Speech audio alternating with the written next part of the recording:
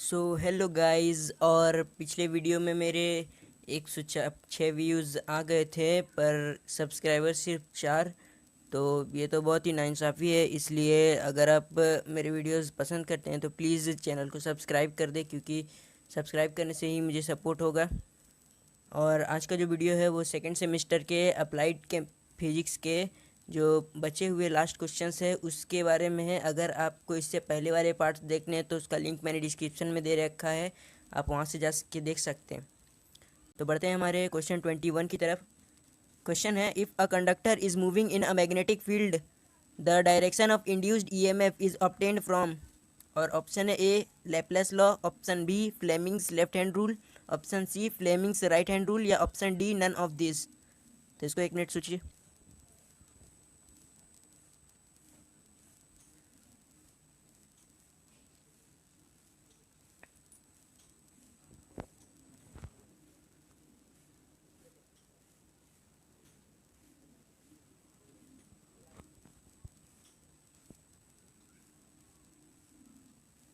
देखिए, ये बात तो हम सब जानते हैं कि अगर कोई circular coil current carrying loop है तो उसमें जो इलेक्ट्रिक फील्ड में रखने से उसमें जो इस तरह से इंड्यूस्ड ईएमएफ उत्पन्न हो जाता है, उसका डायरेक्शन हम लोग किस तरह से प्राप्त करेंगे। और ये एरो से मैंने इलेक्ट्रिक फील्ड को दर्शाया है।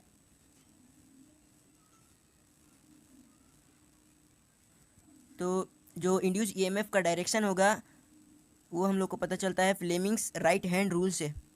Option C is correct. बढ़ते हैं नेक्स्ट क्वेश्चन की ओर। Question 22, for destructive interference the path difference of the wave emitted from two sources is. और ऑप्शन है A odd multiple of, option A odd multiple of lambda by two, option B even multiple of lambda by two, option C any multiple of lambda by two, या option D any multiple number. तो इसको एक minute सोचिए।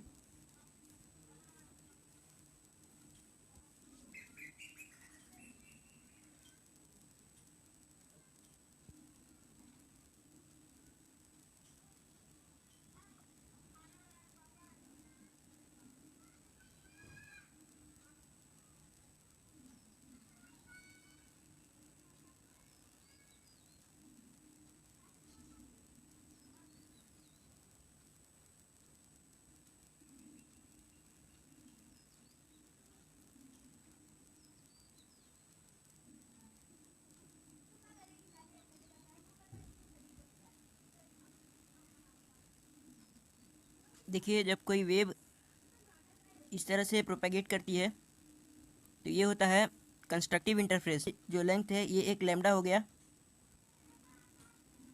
तो जब ये lambda by to से start होगा ना, तब ये हो जाएगा डिस्ट्रक्टिव। वो लैम्डा बाई टू से स्टार्ट होता है, तो इसलिए जो फेज डिफरेंस होता है वो होता है odd multiple of lambda by two. Option A is correct. और इसका स्टेटमेंट आप देख सकते हैं। इसके एक्सप्लेनेशन में कहा है डिस्ट्रक्टिव इंटरफेरेंस ऑकर्स, वो होता है जब पाथ डिफरेंस जो होता है वो होता है odd integral multiple of half wave of the wavelength. यानी कि ये जो है वो ये यहाँ से शुरू होना चाहिए वेव लैम्डा मल्टीपल। तो इस साल डिस्ट्रक्टिव इंटरफेरेंस का पूछ चुका है, तो हो सकता है अगला बार कंस्ट्रक्टिव इंटरफेरेंस का पूछे, तो उसका एक्सप्लेनेशन भी मैंने लिख चुका हूँ। For the constructive interference the For the constructive interference to occur, the path difference between two certain waves should be an even multiple of pi, or the value 180 degree. Next, question 24. The intensity of an X-ray produced by an X-ray tube can be increased by। और option है A increasing the tube voltage, option B decreasing the tube voltage, option C decreasing the filament current, या option D increasing the filament current. तो इसको एक minute सोचिए।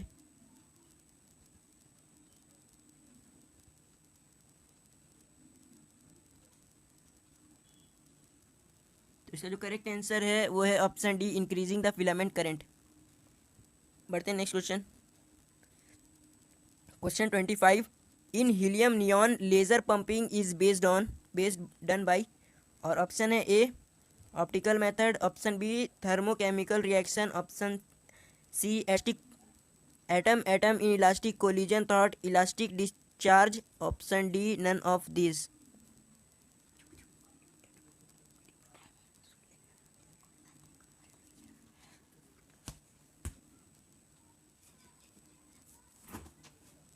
देखिए इस तरह के क्वेश्चन में मान लीजिए अगर आपको आंसर नहीं भी पता है, फिर भी जो जब सबसे जो लंबा वाला आंसर होता है वही इसका करेक्ट आंसर होता है, क्योंकि जो सही आंसर होता है उसको बीच से काट नहीं सकते, इसलिए इसको पूरा देना पड़ता है। ये सी ऑप्शन ही इसका करेक्ट आंसर है। बढ़ते हैं next question. Question 26, what do you mean by free and damped oscillation. इसको मैं बताता हूँ।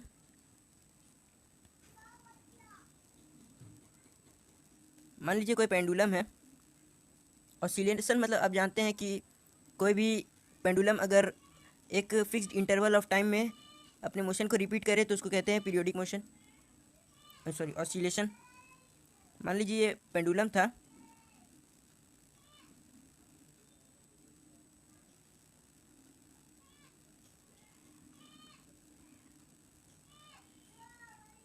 देखिए मैं यहाँ ये बात बताने की कोशिश कर रहा हूँ कि फ्री ऑसिलेशन तब होगा जब ये होगा, इसके लिए कंडीशन मान लेते हैं,